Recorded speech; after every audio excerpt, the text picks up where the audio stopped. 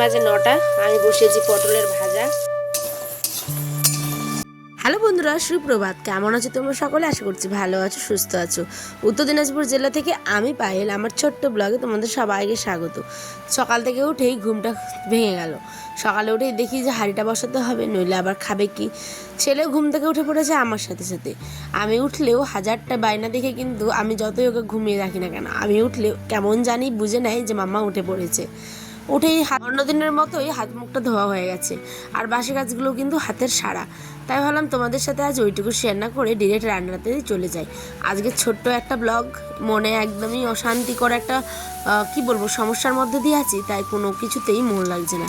তাই হলুদ লবণ দিয়ে দেখো একটুখানি আলু আছে, আলু দিয়ে মাছের ঝোল করবো পাতলা করে, সাথে আলু, আর এদিকে ভাতটাকেও কিন্তু বসিয়ে দিয়েছি, আলুটাও কিন্তু সাথে ভাজা হচ্ছে।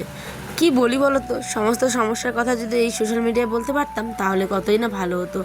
তোমরাও তো আমার একটা পরিবার, তোমারও তো ভালো, মানে আমার ভালো মন্দ তোমাদেরও জানার অধিকার, তাই না বলো? আশা করছি তোমাদের আস্তে আস্তে সমস্ত কিছু শেয়ার করব। তোমরা এর পরের ব্লগগুলো দেখতে থাকো অবশ্যই, মানে আমার সমস্যার কথাগুলো তোমাদের সাথে শেয়ার করব। আচ্ছা, আম দিয়ে ভাত কে কে খাই বলো তো? এই যে দেখছো আমার প্রিয় মানুষটা, এই কিন্তু আম দিয়ে ভাত খায়। ওরে বাবা, আমি কিন্তু 100 হাত দূরে পালিয়ে যাব যদি আম দিয়ে ভাত খেতে বলে। আমি আম দিয়ে ভাত একদমই খেতে পারি না। তোমরা কারা কারা খাও বা ভালোবাসো অবশ্যই জানিও।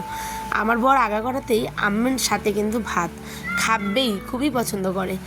ওই কিন্তু চলে গেল খাওয়া দাওয়া করে, বললামই তো মাছের ঝোল আর ভাত করেছিলাম। আর এদিকে আমি ভালো করে কিন্তু বারান্দাটা জল দিয়ে ঝেঁটে নিচ্ছি। কেন বলো তো, একই যেহেতু ঘর আর একটাই যেহেতু বারান্দা, সেই কারণে সবসময় সেটাকে পরিষ্কার করে রাখাটাই আমার ভালো লাগে।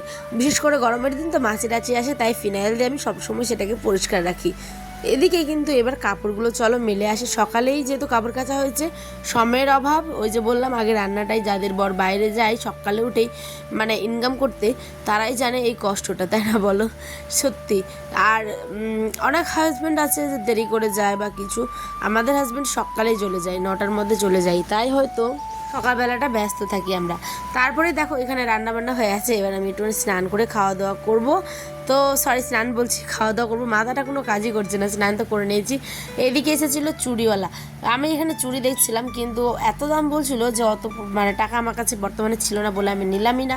সত্যিই বলছি, এই গমগুলো যে দিয়েছে দেখো, কত চাল আর কত নোংরা টিকটিকির পায়খানা, কত কিছু মিক্স, তাই ওগুলোকে বেচে দিয়ে এই যে ওটা আমি যতটা টাকা পেলাম সেটা দিয়ে আমি কিন্তু একটা মুড়ির বস্তা নিয়ে নিয়েছি। দেখো এই যে, কারণ মা ছেলেতে মিলে আমরা মুড়ি খাই, আর অত খাই না, জানোই তো আমার যারা লাইভ দেখো ভিডিও দেখো যে মুড়ি আমি কতটা পরিমাণে খাই। মুড়ি মতো ভালোবাসা ভাতে আমি দিতে পারি না, আমার এত পরিমাণ মুড়ি ভালো লাগে, সত্যি কথা বলছি।